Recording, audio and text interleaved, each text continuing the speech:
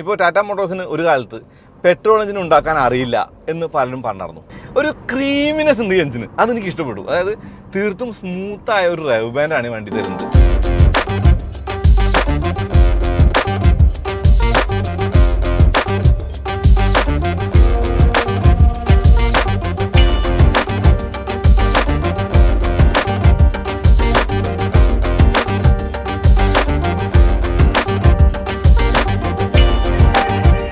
ടാറ്റ മോട്ടോഴ്സിൻ്റെ പുതിയ coupe SUV ആയിട്ടുള്ള കേവിന് multiple power trains ഉണ്ട്.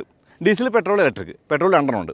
അപ്പോൾ ഇതിലെ GDI എഞ്ചിൻ എന്ന് പറയുന്നതാണ് ഇവരുടെ ഏറ്റവും വലിയ ആ ഒരു പുതുമയായിട്ട് പറയാനുള്ളത്. എന്ന് വെച്ചാൽ ഈ എഞ്ചിൻ തന്നെ പുതിയതാണ് വണ്ടിയുടെ കൂടെ തന്നെ. അപ്പോൾ ഈ എഞ്ചിൻ്റെ കാര്യങ്ങൾ പറയണം. ഡീസലും ഇലക്ട്രിക്കും ഓടിച്ച സ്ഥിതിക്ക് പെട്രോൾ ഓടിക്കാനുണ്ട് എന്ന് പറയണം. അതൊക്കെ തന്നെ പറയാം. വണ്ടി പ്രാന്തൻ്റെ പുതിയ വീഡിയോയിലേക്ക് എല്ലാവർക്കും സ്വാഗതം. അപ്പോൾ ഇതാണ് കേവിൻ്റെ പെട്രോൾ GDI. ഒരുപാട് ടെക്നോളജിക്കലി ഒരുപാട് ഇമ്പ്രൂവ്മെൻ്റ് ഉള്ളൊരു വണ്ടി എന്ന് പറയാം. ഓടിച്ചു നോക്കിയിട്ട് ബാക്കി കാര്യങ്ങൾ പറയാം. വണ്ടി ഓടിക്കുന്നുള്ളൂ, കാരണം നമ്മൾ ബാക്ക്ഗ്രൗണ്ട് ചെയ്താണ്. ഡീസൽ ഓടിച്ചാണ്. പെട്രോളിൻ്റെ കാര്യങ്ങൾ ഓടിച്ചുകൊണ്ട് പറയാം.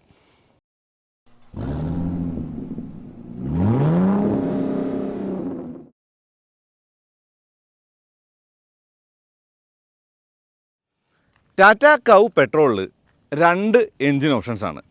ഈ ഹൈപ്പീരിയോൺ 1.2 GDIയും നമ്മുടെ നെക്സോണിൽ കണ്ട ആ ഒരു പെട്രോൾ എഞ്ചിനും. അത് ലോവർ വേരിയൻറ്റിലാണ്, അതിനെക്കുറിച്ച് കൂടുതൽ പറയുന്നില്ല, വണ്ടി ഓടിക്കുമ്പോൾ പറയാം. ഈ ഒരു എൻജിനിലേക്ക് വന്നാൽ ഈ എൻജിന് ഒരുപാട് പ്രത്യേകതകൾ ടാറ്റ മോട്ടോഴ്സ് പറയുന്നുണ്ട്. ഫോർ എക്സാമ്പിൾ, ഇത് GDI ആണ്, gasoline direct injection. Gasoline direct injection എന്ന് പറയുമ്പോൾ അറിയാലോ, ഡീസൽ പോലെ എന്നാണ് ടാറ്റ മോട്ടോഴ്സ് പറയുന്നത്. ഇപ്പോൾ DPF ഫിൽറ്റർ പോലെ GPF ഫിൽറ്റർ വണ്ടിക്കകത്തുണ്ട്, എന്ന് വെച്ചാൽ ഗ്യാസോലിൻ പർട്ടിക്കുലർ ഫിൽറ്റർ. അപ്പോൾ ആ ഒരു കാര്യമുണ്ട്. 225 ന്യൂട്ടൺ മീറ്ററാണ് ഈ വണ്ടിയുടെ ടോർക്ക്.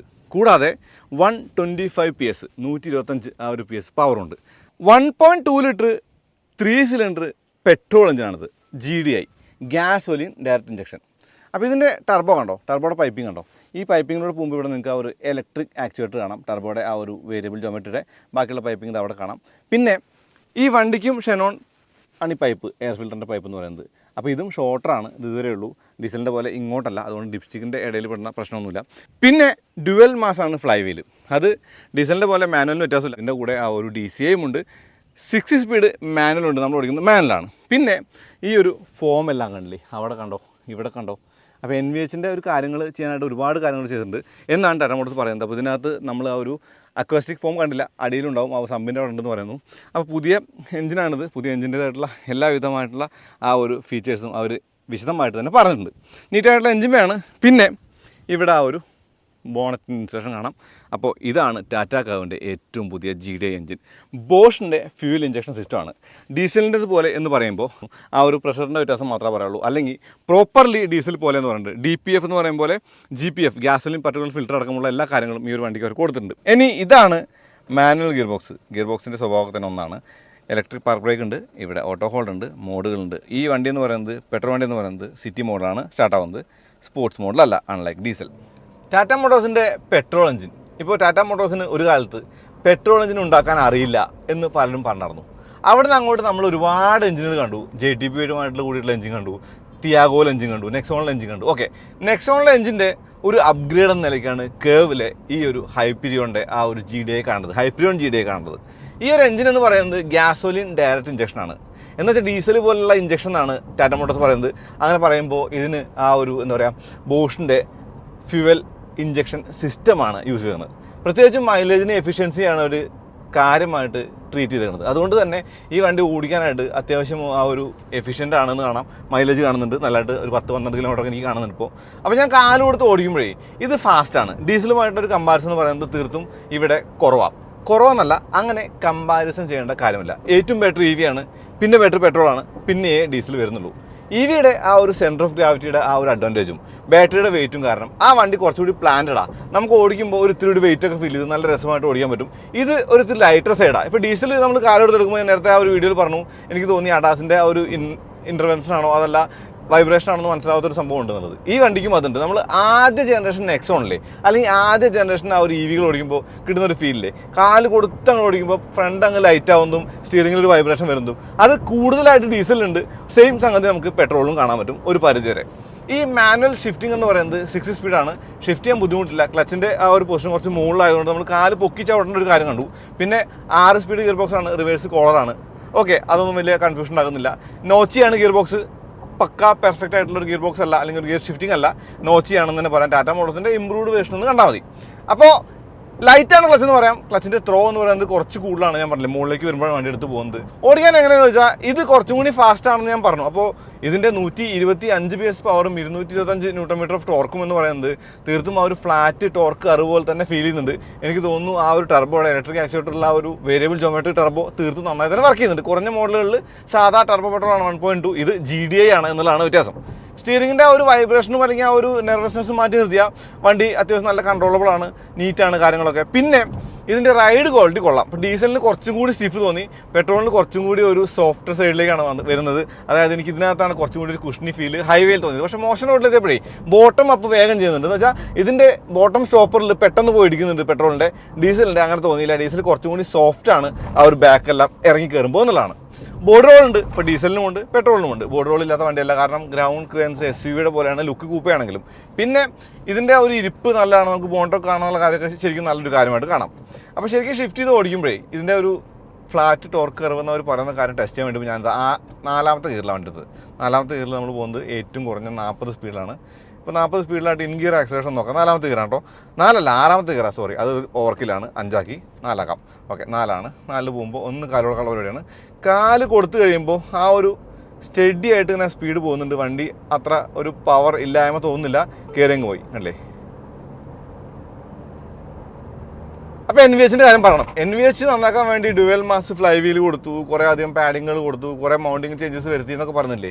ഇത് അത്യാവശ്യം നല്ല റിഫൈൻഡ് ആണ്. ഇപ്പോൾ നെക്സോണായിട്ട് കമ്പയർ ചെയ്യുമ്പോൾ ക്ലാസ് അപ്പാർട്ടെന്ന് പറയാം. പക്ഷേ അത്ര വലിയ റിഫൈൻമെൻ്റ് ഒന്നും ഞാൻ പറഞ്ഞു. ടാറ്റ മോട്ടോഴ്സിൻ്റെ ഒരു സംവിധാനങ്ങൾ നോക്കുമ്പോൾ, ടാറ്റ മോട്ടോഴ്സിൻ്റെ വണ്ടി നോക്കുമ്പോൾ ഇത് അത്യാവശ്യം നല്ല റിഫൈൻഡ് ആണെന്ന് തന്നെ പറയാം.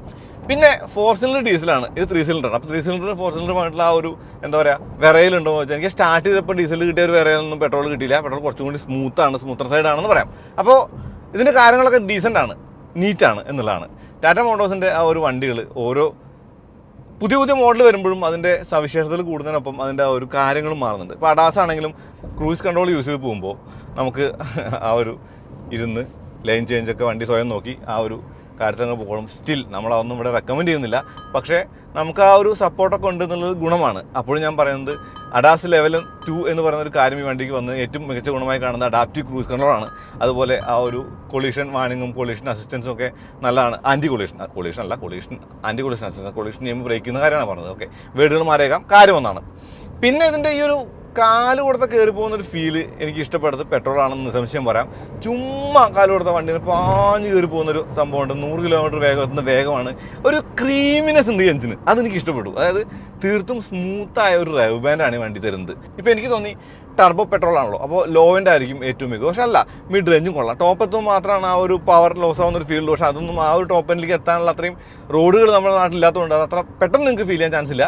ഇത് രസമാണ്. ഡെയിലി ഡ്രൈവർ എന്ന നിലയ്ക്ക് എനിക്ക് തോന്നുന്നു ഈ ഒരു പെട്രോൾ മാനുവലാണ് നല്ലത് DCയെക്കാളും. കാരണം ഇതിപ്പോൾ ഷിഫ്റ്റ് ചെയ്യാനുള്ള ആ ഒരു നോച്ചിനെസ് മാറ്റി നിർത്തി കഴിഞ്ഞാലേ നമുക്ക് ആ ഒരു ഫൺ ഫാക്ടർ നല്ലതുണ്ട്. ഇപ്പോൾ ഇൻ ഗിയർ ആക്സിലേഷൻ ആയതുകൊണ്ട് നമുക്ക് ചെറിയ ഗിയറിൽ കുറേ ദൂരം ഓടിച്ചുകൊണ്ട് നടക്കാം, സിറ്റിയിലൊക്കെ ഓടിച്ചുകൊണ്ട് നടക്കാം. അപ്പോൾ 4ാമത്തെ ഗിയറിൽ നമുക്ക് മെല്ലെ പോകാം, അതുപോലെ 3ാമത്തെ ഗിയറിൽ മെല്ലെ പോകാൻ, 5ാമത്തെ ഗിയറിൽ മെല്ലെ. ഞാൻ പറയുന്നത് ഒരു ഫ്രീക്വൻറ്റ് ഗിയർ ഷിഫ്റ്റിംഗ് ചേഞ്ചിങ് ആവശ്യം വരുന്നില്ല എന്നുള്ളത് ഒരു വലിയ ഗുണമുള്ള കാര്യമാണ്. അത് നല്ല കാര്യമായിട്ട് വണ്ടി കണ്ടു. പിന്നെ സ്റ്റിയറിങ്ങിൻ്റെ ഒരു കൃത്യതയൊക്കെ എനിക്ക് നന്നായി തോന്നി. ഇപ്പോൾ ഒരു ലെഫ്റ്റിലേക്ക് ഓപ്പോസിറ്റ് എൻ്റെ സ്റ്റിയറിംഗ് ഉണ്ടായിരുന്നത് അതോ അഡാസിൻ്റെ ഒരു ഇടപെടലായിരിക്കും മിക്കവാറും, അതെന്തായാലും ഓട്ടെ. പിന്നെ ഇതിൻ്റെ ഒരു റൈഡ് ക്വാളിറ്റി എന്ന് പറയുന്നത് ഹാൻഡ്ലിങ്ങിന് എങ്ങനെയാണ് സ്വാധീനിക്കുന്നത്. ഇപ്പോൾ റൈഡ് ക്വാളിറ്റി നല്ലതാണ്, ഹാൻഡ്ലിങ് കുറവാണെന്ന് പറയും, അല്ലെങ്കിൽ റൈഡ് ക്വാളിറ്റി കുറവാണ്, ഹാൻഡ്ലിങ് നല്ലതാണെന്ന് പറയും. ഇത് ഇൻ ബിറ്റ്വീനാണ്, ബാലൻസ്ഡാണ്. ഫോർ എ SUV കൂപ്പേ നല്ലതാണ്. അപ്പോൾ ഞാൻ ഫാസ്റ്റായിട്ട് തിരിവൊക്കെ എടുത്ത് നോക്കി. ഓക്കെ, ബോഡി റോളില്ല, നല്ല ബോഡി റോളൊക്കെ ഉണ്ട്. പക്ഷേ ആ ബോഡി റോൾ ഉണ്ടെങ്കിലും നമുക്ക് വലിയ ആ ഒരു പ്രശ്നമായിട്ട് അത് തോന്നില്ല. എന്ന് വെച്ചാൽ അങ്ങനെ ഒരു വലിയൊരു അലോസരം ഉണ്ടാക്കുന്നില്ല എന്നുള്ളതാണ്, അത് ഗുണമല്ലേ, അതൊരു കാര്യമാണ്. അപ്പോൾ ഡെയിലി ഒരു വണ്ടി എന്ന നിലയ്ക്ക്, ഡെയിലി ഓടിക്കുന്ന ഒരു വണ്ടി എന്ന നിലയ്ക്ക് തോന്നുന്നു. ഇപ്പോൾ നമ്മളൊരു ലീഗൽ സ്പീഡിൽ ഓടിച്ചുകൊണ്ട് നടക്കുകയാണെങ്കിൽ ഈ വണ്ടി കൊള്ളാം, നൈസാണ് കേട്ടോ, ഒന്നും പറയാനില്ല. ഇപ്പോൾ ഒരു എഞ്ചിൻ്റെ കാര്യം ഊന്നി പറഞ്ഞ കുറേ കാര്യങ്ങളിൽ ഡീസലിൻ്റേത് പോലുള്ള ഇഞ്ചക്ഷനാണെന്ന് പറഞ്ഞു. കൂടാതെ ഗ്യാസോലിൻ പർട്ടിക്കുലർ ഫിൽറ്ററിൻ്റെ കാര്യം ഞാൻ ഓൾറെഡി പറഞ്ഞു, ഞാൻ വീണ്ടും പറയുന്നില്ല. അങ്ങനെയുള്ള ടെക്നോളജികളൊക്കെ ഇതിനകത്ത് കൊണ്ടുവന്നപ്പോൾ എന്താണ് ശരിക്കും ഒരു സാധാ യൂസർ എന്ന നിലയ്ക്ക് നമുക്ക് കിട്ടുന്ന ഗുണമെന്ന് ചോദിച്ചാൽ അത് സ്മൂത്ത്നെസ്സിൻ്റെയും അല്ലെങ്കിൽ ആ ഒരു മൈലേജിൻ്റെയും കാര്യമായിട്ട് കാണാൻ പറ്റുള്ളൂ. അപ്പോൾ ടർബോ പെട്രോളാണ്. നമ്മൾ കാല് കൊടുത്ത് ഓടിച്ചാൽ മൈലേജ് കുറയും, അത് സ്വാഭാവികമായിട്ടുള്ള കാര്യമാണ്. പക്ഷേ ഈ ഒരു ടോർക്ക് ബാൻഡ് നല്ലതായതുകൊണ്ട് നമ്മൾ വലിയ കാര്യമായിട്ട് കാല് കൊടുത്ത് ഓടിക്കേണ്ട കാര്യമില്ല. അപ്പോൾ ആറാമത്തെ ഗിയറിൽ വെറുതെ ഓടിക്കുമ്പോൾ തന്നെ അത്യാവശ്യം സ്പീഡിലായിട്ട് വളരെ കുറഞ്ഞ RPM, ഏകദേശം ഒരു 1800 RPM നമ്മൾ ആ ഒരു 100 കിലോമീറ്റർ സ്പീഡ് കാണുക ആറാമത്തെ ഗിയറിൽ. അത് ഭയങ്കര ഗുണമാണ്. തീർത്തും കുറഞ്ഞ RPM കൂടുതൽ സ്പീഡ് എന്ന് പറയുമ്പോൾ നമുക്കത് ഓടിക്കുമ്പോഴേ നമുക്ക് ഫ്യൂൽ എഫിഷ്യൻസി കിട്ടാനുള്ള ഗുണമായിട്ട് കാണാം. അപ്പോൾ ഒരു പുതിയ ബോഡി സ്റ്റൈലുമായിട്ട് ടാറ്റ മോട്ടോഴ്സ് വന്നു. അതിൽ ഒരു പുതിയ എഞ്ചിൻ കൊടുന്നു, മൾട്ടിപ്പിൾ എഞ്ചിൻ ഓപ്ഷൻസ് കൊടുന്നു, ഇലക്ട്രിക് ആ ഒരു വേർഷൻ കൊടുന്നു, ഡീസൽ കൊടുന്നു. ഡീസലിൽ ആ ഒരു DPFൻ്റെ ആ ഒരു കാര്യം കാണാനായിട്ട് യൂറിയ ഇല്ലാത്തൊരു കാര്യം വന്നു. അങ്ങനെ കുറേയധികം പുതിയ ടെക്നോളജികളുമായിട്ട് ടാറ്റ മോട്ടോഴ്സ് വരുമ്പോൾ നമ്മൾ രണ്ട് കൈ നീട്ടി സ്വീകരിക്കണം. കാരണം ഇവർ വണ്ടി ലോഞ്ച് ചെയ്തേക്കുന്നത് 9,99,000 രൂപ എക്സ്ഷോറൂം പ്രൈസിലാണ്. അറിയാലോ, നമ്മുടെ ഈ ഒരു എഞ്ചിനല്ല, GDI അല്ല, സാധാ ടർബോ പെട്രോളാണ്. എന്നാലും അത് ലോഞ്ച് ചെയ്യുന്നത് 9.99 അപ്പോൾ ഒരു SUV കൂപ്പെ നോക്കുന്ന ആൾക്കാർക്ക് ഈ ഒരു വണ്ടി ഒരു ചോയ്സായിട്ട് വെക്കാവുന്ന കാര്യമാണ്. നിങ്ങൾക്ക് ഈ ഒരു ബോഡി സ്റ്റൈൽ ഇഷ്ടമാണെങ്കിൽ വലിയ മോഡലുകൾക്ക് 18 ഇഞ്ച് വീലും ചെറിയ മോഡലുകൾക്ക് യഥാക്രമം 17, 16 വീലുകളാണുള്ളത്. അതിന് അലോയിൽ ഡിസൈൻ ഞാൻ കാണിച്ചത്. അതിന് വീണ്ടും പറഞ്ഞ കാര്യമില്ല. ഡീസലിലും പെട്രോളിലും EVയിലൊക്കെ നമ്മൾ കണ്ടതാണ്. ഇതിൻ്റെ ആ ഒരു തിരിവും വളവെടുത്ത് ഓടിക്കുമ്പോൾ എനിക്ക് ഇതിൻ്റെ ആ ഒരു ഫൺ ഫാക്ടർ കിട്ടുന്നുണ്ട്. പെട്രോളിൽ കൂടുതലാണ് ഡീസലിനേക്കാളും, അതൊന്നുകൂടി പറയാണ്. പിന്നെ എനിക്ക് ഈ വണ്ടിയുടെ മെയിനായിട്ടുള്ള ഒരു കീ ഫാക്ടറായിട്ട് തോന്നിയത് ഞാൻ പറഞ്ഞില്ലേ, എഞ്ചിൻ്റെ ഒരു പെർഫോമൻസും അല്ലെങ്കിൽ ആ ഒരു മൈലേജുമാണ്. എന്നാലും ഇതിൻ്റെ റൈഡ് ക്വാളിറ്റിയും അല്ലെങ്കിൽ ഹാൻഡിലിങ്ങും കൂടി ചേരുമ്പോൾ ഒരു വലിയ SUV നോക്കുന്ന ആൾക്ക്, ടാറ്റ മോട്ടോഴ്സിൻ്റെ വണ്ടി വാങ്ങുന്ന ആൾക്ക് ടാറ്റ നെക്സോൺ എന്ന് ഏറ്റവും വലിയൊരു അപ്ഗ്രേഡ് ആയിട്ട് കർവിനെ കാണാം. കാരണം ടാറ്റ നെക്സോൺ ബേസ് ചെയ്തിട്ടുള്ളൊരു വണ്ടിയാണിത്. അതിൻ്റെ ഉള്ള ഫുട് പ്രിൻറ്റ്സ് ഒക്കെ തന്നെ ഇതിനുണ്ട്. ഇപ്പോൾ ആ ഒരു പ്ലാറ്റ്ഫോം വേറെ ആണെങ്കിലും അതുപോലുള്ള കാര്യങ്ങളൊക്കെ വേറെ ആണെങ്കിലും ഈ വണ്ടിക്ക് ആ ഒരു നെക്സോണിൻ്റെ ചായ അവിടെ ഇവിടെയൊക്കെ കാണാം. പക്ഷേ നെക്സോണേക്കാളും കൂടുതൽ സ്പേസ് ഉള്ള, നെക്സോണേക്കാളും കൂടുതൽ ബൂട്ടുള്ള, നെക്സോണേക്കാളും കൂടുതൽ ഭംഗിയുള്ള ഒരു വണ്ടിയാണോ കേവ്? എനിക്ക് അങ്ങനെ തോന്നി. നിങ്ങൾക്ക് എന്താണെന്ന് തോന്നിയത് പറയും. അപ്പോൾ ഇതിൻ്റെ ഒരു വെന്റിലേറ്റർ സീറ്റ് ആണെങ്കിലും അതല്ല സവിശേഷതകളാണെങ്കിലും സീറ്റുകളുടെ അല്ലെങ്കിൽ ആ ഒരു സ്റ്റിയറിങ്ങിൻ്റെ അല്ലെങ്കിൽ ആ ഒരു അഡാസ് ലെവൽ 2ൻ്റെ അല്ലെങ്കിൽ ഒരു ബ്രേക്കിൻ്റെ എല്ലാം മാറ്റി നിർത്തിയാലും ഒരു വണ്ടി എന്ന നിലയ്ക്ക്, എഞ്ചിനും ഗിയർ ബോക്സും എന്ന നിലയ്ക്ക് ഈ ഒരു ഹൈപ്പീരിയോൺ GDI എന്ന് പറയുന്നത് ഒരു മികച്ച ചോയ്സായിട്ട് എനിക്ക് തോന്നുന്നുണ്ട്. ഇപ്പോൾ എൻ്റെ ചോയ്സ് ടാറ്റ മോട്ടോഴ്സിൻ്റെ ഏത് കേവാണ്?